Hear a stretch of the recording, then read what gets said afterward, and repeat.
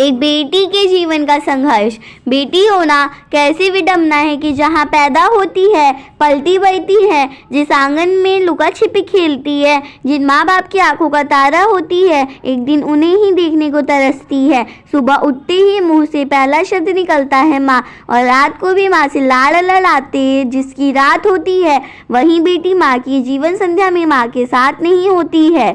माँ के संग रुंझुन आंगन में चलने वाली बेटी बड़ी होती ही विदा होकर चली जाती है। यह विडंबना नहीं तो क्या है। बेटी जैसे जैसे बड़ी होती है, माँ की प्रतीक्षाया सी होती चली जाती है। यही बेटी पर सच में कितना दुख उठाती है। बड़ी होने पर शादी कर मायके से विदा कर दी जाती है। कोई नहीं जानना चाहता कि बेटी जिस माँ के बिना तुझे अब तक नींद भी नहीं आती थी, उसके बिना अब तो कैसे रह पाएगी। बस मान लिया जाता है कि बेटी हर हाल में सब रिश्ते निभा ले जाएगी। दिल चाहे जितना रोए पर चेहरे में शिकन न लाएगी। जैसे हर कोई यह पहले से ही जानता है, यह बेटी एक नए घर में परिवेश में तालमेल बिठाते बिठाते अपने आप को भूल सा जाती है, और कहीं कहीं तो हर पल उसे याद दिलाई जाती है कि तू इस घर की नहीं पराई जाई है।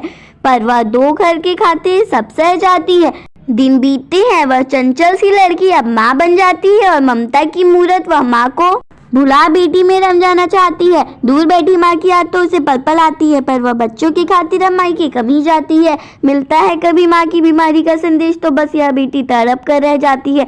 कभी माँ को देखने पहुँच जाती है तो कभी कभी मन महसूस कर रह जाती है, माँ मैं क्या करूँ। वह मन ही मन बुदबुदाती है, पर दिल की आह होठों पर नहीं लाती है। जैसे तैसे वह सीखती है माँ और मायके के बिन प्रतिदिन जीना कि एक दिन वह फिर से दहल जाती है, जब घर में बेटी के सयानी होने की बात चल जाती है। अब यह भी मुझे छोड़कर ससुराल चली जाएगी और मेरी तरह ही मर मर कर जिए जाएगी। लड़की होना एक गुनाह सा हो जाता है। अपने दिल के टुकड़े से दूर उसे ही क्यों किया जाता है। यह कैसी रीति है। हर बार बेटी के हार में ही बेटी की जीत है। माँ से दूर होती है बेटी, और फिर माँ के रूप में बेटी से विरह भी उसी की झोली में आता है।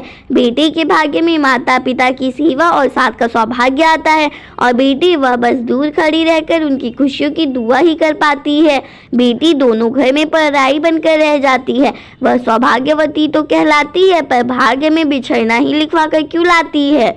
क्या बेटी नहीं चाहती वह भी अपने माता पिता के साथ रहे। बेटी का भी मन तो करता होगा कि वह भी जहाँ पैदा हो वहीं ताउम्र रहे, या कि बचपन से ही वह समझ जाती है कि यहाँ से उसे जाना है, इसीलिए वह उतना दर्द नहीं जताती है। एक बेटी या लड़की सच में बहुत कुछ बिन कहे सह जाती है, और इसीलिए ही शायद मातृशक्ति कहलाती है।